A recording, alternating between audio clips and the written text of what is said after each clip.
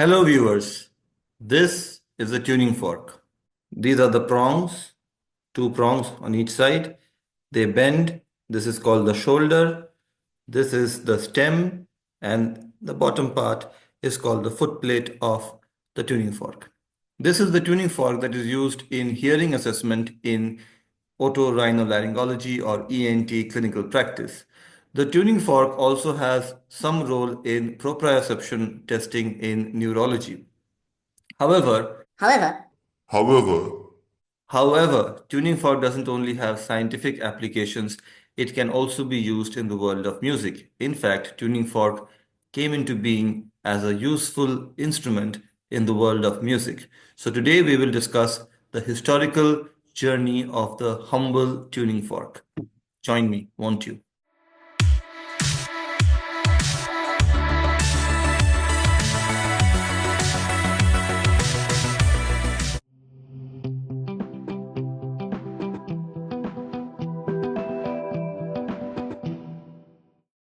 The tuning fork has functioned both as a musical instrument and as a precision scientific instrument.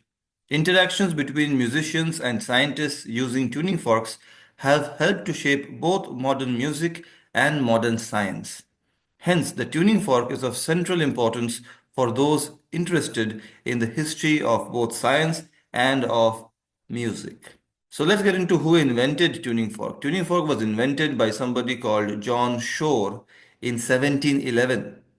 He was a renowned musician.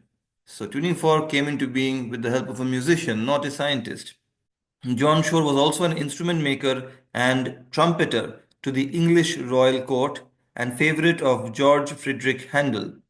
Before this innovation, musicians requiring a standard musical pitch had to rely on wooden pitch pipes, which were rather unreliable, being much affected by changes in temperature and humidity. The tuning fork, in contrast, holds its pitch across a wide range of environmental conditions and, in addition, produces a very pure tone. So let's understand the significance of tuning fork in the world of music first. The tuning fork has played a vital role in defining at least two aspects of modern music. First, it was instrumental in the quest to establish national and eventually international standards for concert pitch, the familiar 440 Hz, signified by the capital letter A. Second, the tuning fork was central to the attainment and popularization of the now universal equal temperament keyboard tuning system, a defining feature of contemporary Western music. The tuning fork has also formed the central sound producing function in several musical instruments, such as the modern Fender Rhodes electric piano. Now let's look at tuning fork's role in the world of science. Tuning fork was invented for musical purposes in the early 18th century. I mentioned 1711. But the tuning fork did not fulfill its true potential until the second half, or in fact the latter half, of the 19th century, by which time it had become a precision scientific instrument of some importance. The musical issues mentioned above could not have been addressed by musicians working on their own. Musicians also required a detailed scientific understanding of the relationship between frequency and perceived pitch and of the physical properties of vibrating rods and plates. Musicians also benefited from the rise of scientifically accomplished technicians and instrument makers. Many of the key figures in this history were both accomplished musicians as well as accomplished scientists. The tuning fork continues to be of musical utility, but since the development of electrical technologies in the early 20th century, it has fallen out of use in science. So tuning fork still useful in music, not so useful in science. One exception is in medicine, where tuning forks are still used in the diagnosis of hearing disorders. To be more specific than medicine, otorhinolaryngology or ENT, a subject in which I am employed as a teacher. Let's look at key historical figures in the history of tuning fork apart from John Shore. We first encounter a person called Ernst Chladni. Ernst Chladni or Ernst Chladni. He was born in 1756 and passed away in 1827. Ernst Chladni, often referred to as the father of experimental acoustics, was the first scientist to systematically investigate tuning forks, using his famous powder method to reveal the patterns of vibration on vibrating objects. Chladni's work on vibrating plates, vibrating rods, and tuning forks was driven and informed by his passions for music and musical instrument design. Next up, we have Johann Schiebler. You have to forgive me for mispronouncing these words because Europeans also mispronounce Indian words. Johann Schiebler was born in 1777 and passed away in 1837. Johann Schiebler was a wealthy industrialist specializing in textile manufacture, but he also had strong amateur interests in both science and music.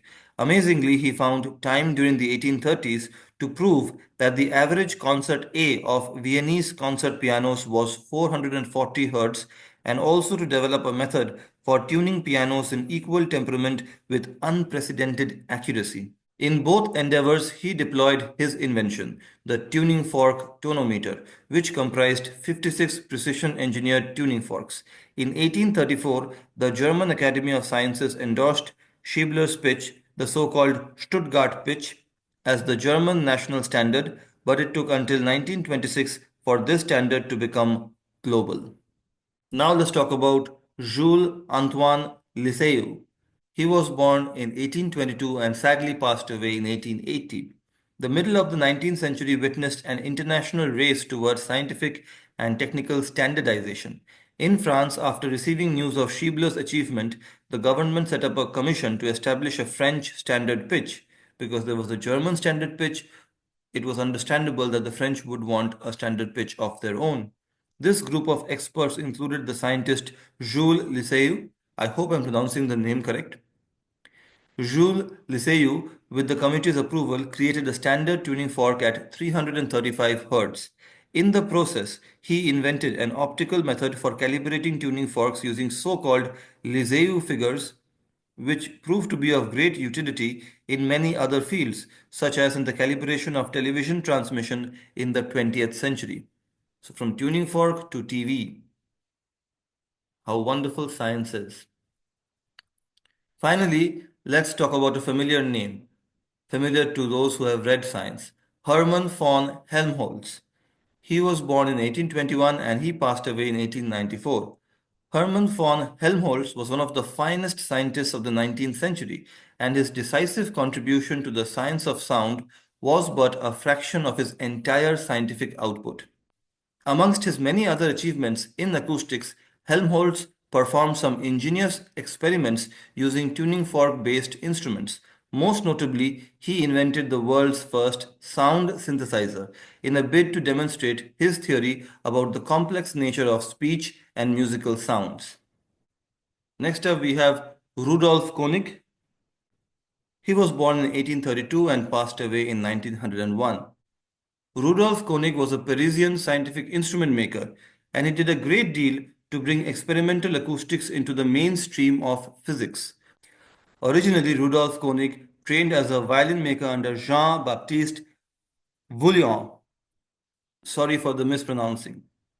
But later, Rudolf Koenig devoted his life to building instruments for the study of acoustics. He perfected the tuning fork and built instruments designed by Helmholtz and others, as well as inventing his own. I hope you like this historical journey where we talked about the tuning fork and how it was invented by a musician, used by musicians and scientists alike. And today, mostly it has its utility in the world of music, but has retained some importance in the field of ear, nose, throat, especially in hearing assessment. I have talked in detail about the tuning fork tests in the video you will see on your screen, and I hope you like this video. Take care, bye bye, and as always, please don't forget to be awesome, just like the tuning fork.